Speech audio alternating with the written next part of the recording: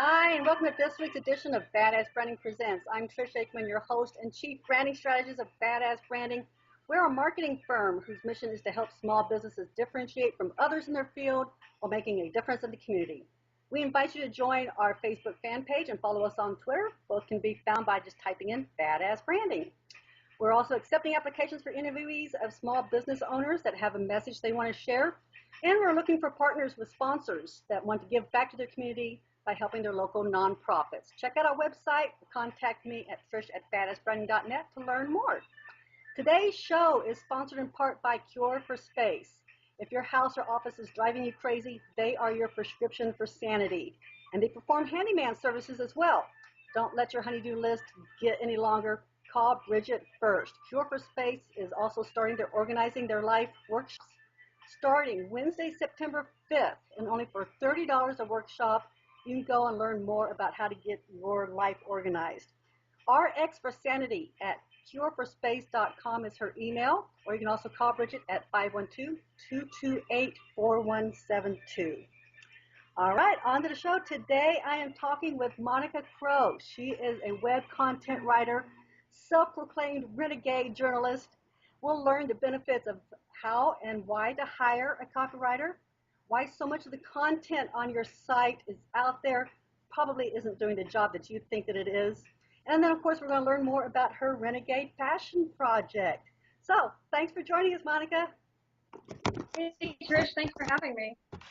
Well, today I think, first of all, one of the things that a lot of people want to know is why hire a content writer? Why hire a copywriter?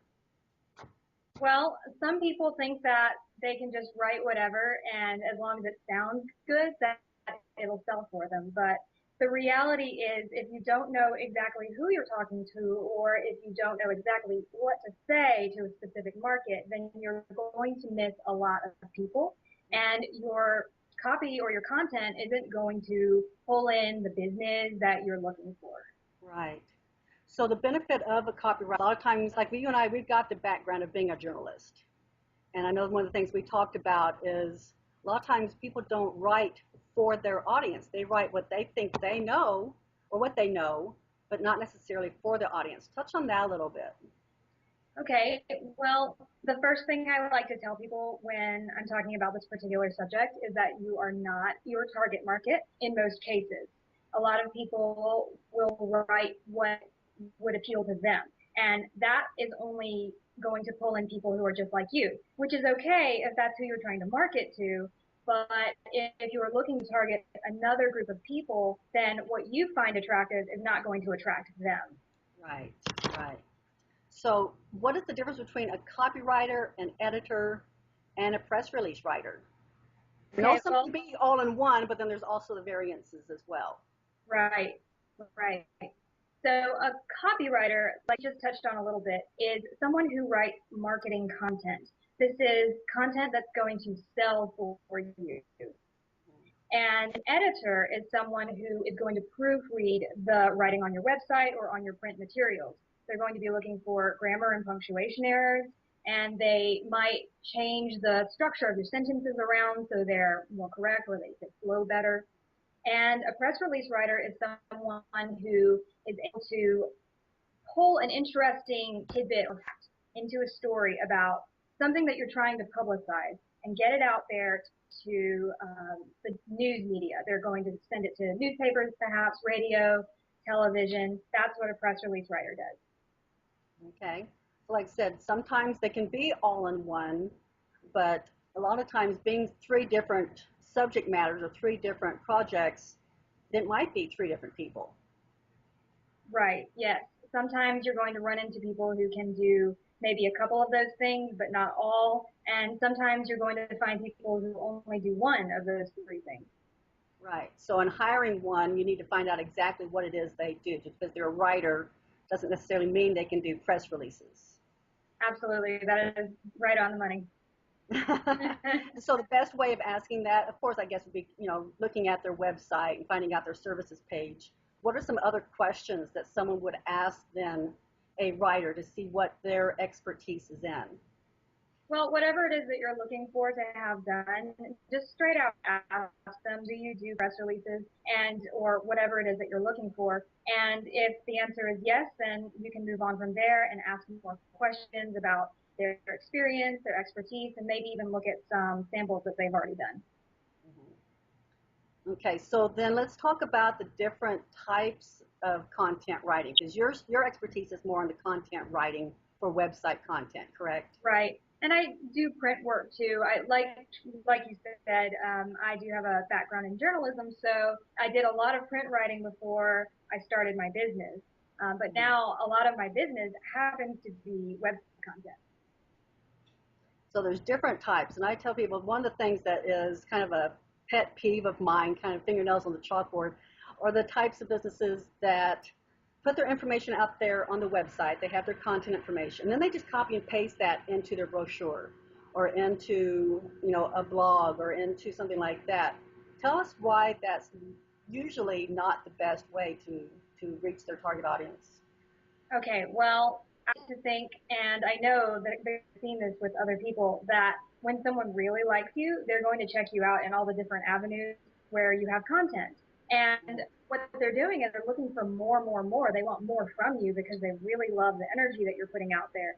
So if you're copying and pasting on all these different channels, then they're going to start to scratch their head and go, wait a minute, I've read this before, and why are they copying and pasting? Did they run out of stuff to say? Are they not as creative as I thought? Maybe they're lazy. There's a lot of questions that can come up that aren't exactly positive, perhaps, in regards to what you do. So, and another thing is, and I've heard you say this before, Trish, is that, you know, different channels are going to appeal to different people, right? So there might be someone who is interested in holding the paper in their hands, and that's going to be a different kind of person than the person who is kind of more tech savvy, perhaps, and who likes to get online and scroll and look at all these different websites. Right, absolutely. So knowing who it is that you're writing for is important, and that's where a lot of times as a business owner, they might not be able to write in all those different voices. Yeah. So for a content writing, and when we say content writing, does it include, for you at least, does it include blog writing, or is it just content for a website? It does include blog writing. I do all the pages on a website that you can imagine, but also drill down to blog post writing for people on a regular basis. Most of my clients come to me for weekly content. Some of them do bi-weekly and some of them do monthly. It's just based on what you're looking for. Mm-hmm. And do you write in their voice? Do you write as if you are them, or do you write kind of just generic content as far as just information based? I can write in their voice. I do offer that. And if I'm able to do that, or if I'm requested to do that rather, then what I need is samples from the person I'm working with, so I can refer back to that whenever it's time to write for them. Do you think it's beneficial to write in their voice? Well, it depends. If they are the kind of person that likes to be hands-on with their content and they have written some of the pages on their web, they have written previous blog posts, then it is beneficial to keep a consistent tone. But if there's someone who's completely hands-off with the content and they don't want to do anything, any writing whatsoever, then just having it written by me is A-okay. No one's going to know the difference. Mm. So you don't recommend kind of having 1 week a third party kind of just information versus the next week having it that person's voice. You like kind of really consistent. Right. Consistency is good when you're talking about blog posts that you are supposedly the writer of. I think I heard you say third party, so for some reason I'm thinking you might be talking about guest posts. Is that where you were going with that? Yeah, that'd be another question is, do you recommend having guest posts? Sure, absolutely. I host guest posts on my website, and I know a lot of other people who do. And I actually had someone recently ask me, why, if you're a writer, why is someone else writing on your website?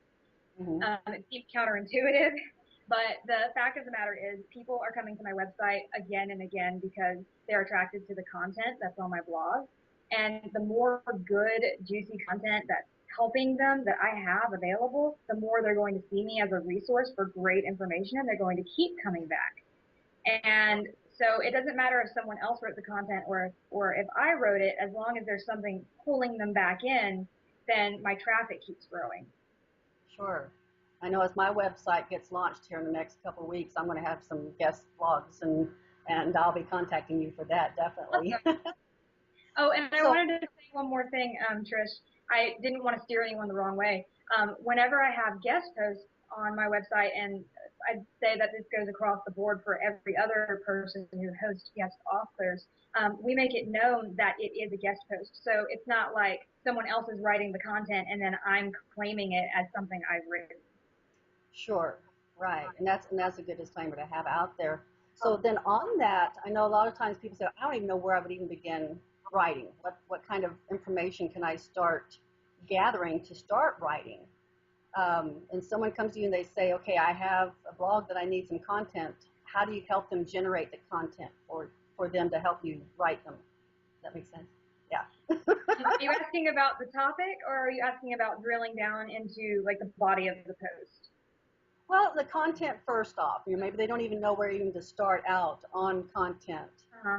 Well, there's some really simple ways to go about figuring out what your content should be for your website. The first thing is to consider what questions your potential customers have for you and what questions your current customers have.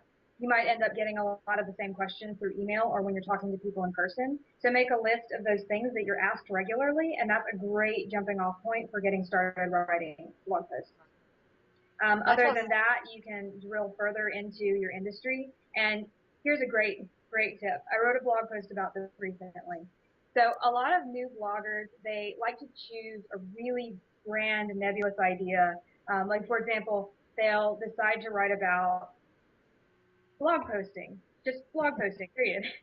Not a specific aspect of blog posting. This is where you can really start to get a lot more content for your site together. So you drill down to one specific aspect of the topic, so it gives you more content later on. Plus, if you're really specific about what you're writing about, your readers are going to get more beneficial information from you because you're able to really drill down into that topic. Mm-hmm. We talked about this at a luncheon I was at the other day, and my photographer that did my professional headshots, Crowe, had mentioned that she gets her information from for writing blogs on doing different keyword searches like with Google Analytics and things like that. And so in knowing that a lot of her potential clients goes and searches for cheap headshots, well, she can start out her blog and saying, looking for cheap headshots, and then go into the content and going, well, you're not going to find that here because I have quality, but it's something that would give her, an idea of that's what people are looking for in finding a photographer. So do you use the Google Analytics, and how could they use that on different content? Yeah, I've done this before. I don't really base this as my strategy because I'll tell you, I do not really love SEO personally. I don't love doing it myself. It's a great thing to have for your website, but it's just not something I enjoy. So I tend to avoid it. That's why I contracted out to someone else. But yeah, if you want to do that, go to Google keywords. Type in Google keywords, and and I actually have two posts about this on my website. It's search engine optimization to get ranked #1 on Google quickly, something like that. So it's a two-part post series. Shows you the way you plug the information in and step by step. But it's generally simple to use after you've looked at it for a minute. You can just plug in what you think people are searching for, and it'll tell you how many people are searching for it on a monthly basis. You can even drill down to your specific area, how many people in your area are searching for this particular keyword phrase. And that's a good point to touch on as far as your different demographics, as far as your area. So for a local business, let's choose Austin, since we're both live here in Austin, Texas. If your business only attracts businesses here in the Austin area, then you want to probably keep your content related to those in Austin. Maybe not touch on information that maybe is worldwide. Right. Unless, if you're a political analyst or something and you want to talk about politics or things like that, then perhaps. But generally make sure that you understand who it is that you're talking to, correct? And if you're a business owner who is able to serve people globally, then choose global to do your searches. You don't want to necessarily drill down to your actual area, but you can search global if you can serve people globally.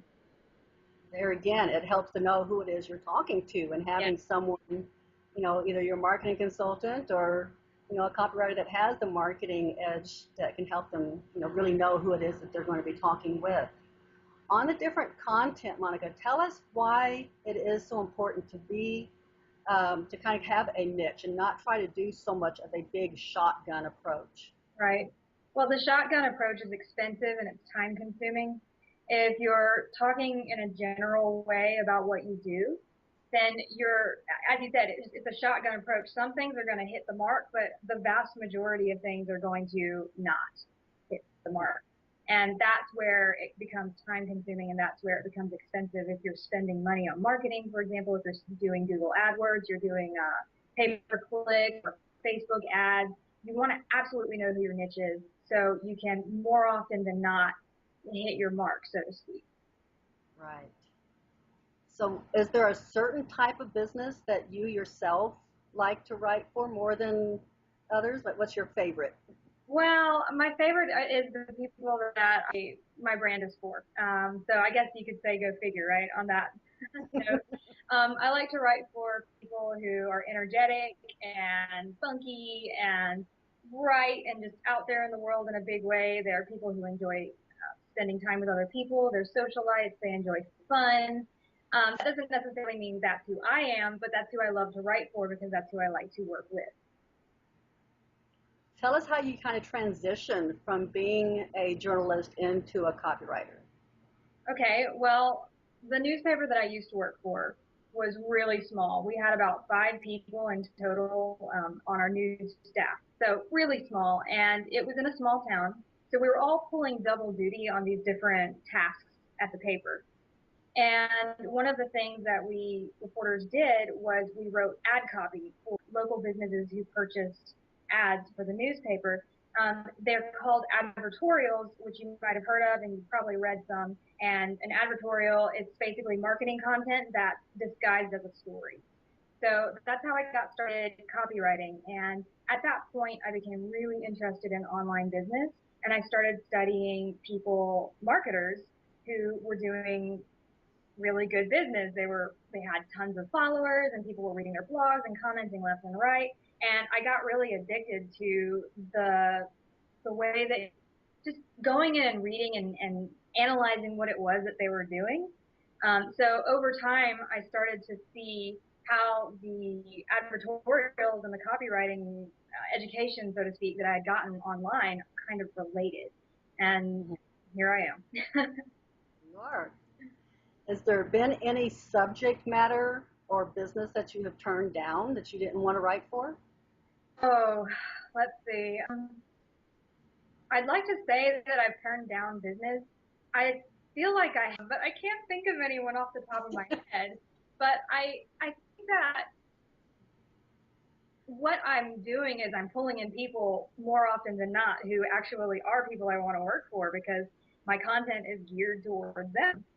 So that helps me it kind of helps me to weed out the people who I don't want to work for because I make it known on my website. I work for people who love what they do. I write for people who have purpose and passion in what they do. If you're out there just to make a quick buck, I don't want to work with you. I try to make that as plain as possible without sounding offensive. So I think that kind of narrows it down when people come to me. So you pre-qualify already on their site, and that's something that you would then also have. That's why I was kind of leading into that, and helping businesses also have that pre-qualification on their information on the types of businesses that they want to attract. So you don't want to have, I'll just do business with anyone that has a credit card or a checkbook, versus these types of businesses are the ones to contact, and the others, we're not going to be that good of a fit. Right. I think that's a mistake that a lot of new writers make is that they think that they're writing for anyone and everyone who can pay them. But what ends up happening is you end up working with people who really make your job hard or you do work that you're not exactly proud of because it's not something that you were really qualified to write, or maybe you didn't have an interest in it. So it ends up making your brand not as valuable down the road if you're writing for just anyone. Right. I know when I first started out in marketing, I was told about an online service that you can go and get content or blogs or even email content written for your business at a very, I'm going to say a dirty word, cheap price. And boy, let me tell you, I got what I paid for. I was so disappointed, but then doing the research afterwards, because I made the mistake of not doing the research beforehand, realizing that these people are maybe in the Philippines or India or whatever, didn't have any information about me, my business, my area, and it was very cookie cutter. I don't know that maybe the content they wrote me wasn't something that they'd written for the person right before me, as far as I know. And so tell us about, why it is worth the investment in having a professional copywriter versus just paying a blog post for, there was a couple of them I paid, I think like $10 for, and it was worth $5 maybe. Yeah, I've heard this a lot from people. Here's the deal. If you are paying someone $10 to write a post, they're not going to have as much care or time put into your work, into your project. It takes research. It takes formulating something that sounds excellent and that actually does the job where it gets people wanting to call you or click or whatever it is that you want them to do. That takes time. There's a lot of editing involved, re-editing, proofreading. Someone who cares about your project is going to spend more time on it than $10 worth. And you want that. I believe people want that. They want someone who cares enough about their project to really go the extra mile. And if you want someone to go the extra mile for you, you're going to have to pay them accordingly. That's just the way it is. If someone is writing for $10 an hour, they're going to have to crank out a lot of content to make a living. So if you, again, if you're going to want to spend a little more time, you have to spend a little more. Right. So if your business is important to you, it's worth that extra investment, definitely. It's a waste of $10 to spend $10 on something that you're probably not even going to use anyway because it's and that's exactly it. I thought I was saving money and ended up not using it at all, so I ended up wasting it. So it was a lesson learned, definitely. Right. I think we've all been there though, Trish. I think that everyone perhaps has gone there and thought, well, I could cut a corner here, and then they learned, well, maybe cutting corners isn't so great in that area. So great, absolutely. Well, I know your recent project, the Renegade Passion Project, is exciting. Tell us about that. All right. The Renegade Passion Project is, well, I like to call it a cure for the common life. It's for people who are stuck in life, they're anxious, maybe not going anywhere, or they think they really feel like they should be or could be doing more with their life, and maybe they're a little confused and they just need direction. So the Renegade Passion Project is an online interview series. I've interviewed, I believe, 7 or 8 people who have different expertise in the realm of finding your dream, pushing it out the door, and making a living doing it. So that's what RPP is all about. It's free. And the way that you can get involved and actually get to see the interviews is by signing up at monicacrowe.com/RPP. My last name is spelled Crowe. So if you go to that page, sign up, and you'll get notified when RPP goes live, and you're going to get your own password so you can log in and see all of the great content. Now, the content is not going to be up forever, so you want to get signed up as soon as possible because once it's gone, and I'm not sure exactly how long I'm going to leave it up, but I'm going to say not very long. And why would someone want to be involved in the RPP? Well, it's going to help you get a little more clear about what it is you want to do. So it's for people who are looking for their dream, people who haven't quite found what that is, or maybe they think they have and they still have reservations because they feel like it's not logical or reasonable, like they're supposed to be at a 9 to 5 desk job cranking out work because that's all they know. This is here to help you expand your horizons and give you new ideas and concepts that's going to help you to get your foot out the door and moving in the direction that you want your life to go. That sounds fantastic. I can't wait to get signed up on that and listen to some of the interviews. Tell people how they can get in touch with you about copywriting services. Okay, well, you can go to my website at monicacrowe.com, and that's MONICACROWE, as it says before. You can find me on Twitter at Monica Crowe, and you can connect with me on Facebook at /Monica Crowe. Feel free to ask me any questions on my pages, and I'll be sure to answer. And there's a contact form on my website. You'll see that in my navigation, and you can't miss it. I know that's one of the things that you like is some of the information that you've learned in the process of growing your business is that you're open for questions. Yes. Yes. I love questions. I like helping people. Just something I love to do. So yeah, ask away. Something a friend of mine posted on Facebook this morning that they said that she asked for someone to bounce some ideas off of, and they was like, yeah, my hourly rate is. And she's like, wow, when did people start charging just to ask a question? And so I wanted to put that out there, is that, and I'm the same way. I love when people ask me questions, and especially referrals and things like that. And you are definitely someone that I refer to. So thank you so much for this opportunity of talking with you. And I look forward to learning more about the Renegade Passion Project. And I wish you the most success in that. I think that's very exciting. A lot of people in this day and age of questions and changes and everything, that sometimes we just need a little direction, a little nudge every once in a while is always nice. So thank you so much, Monica. Appreciating it.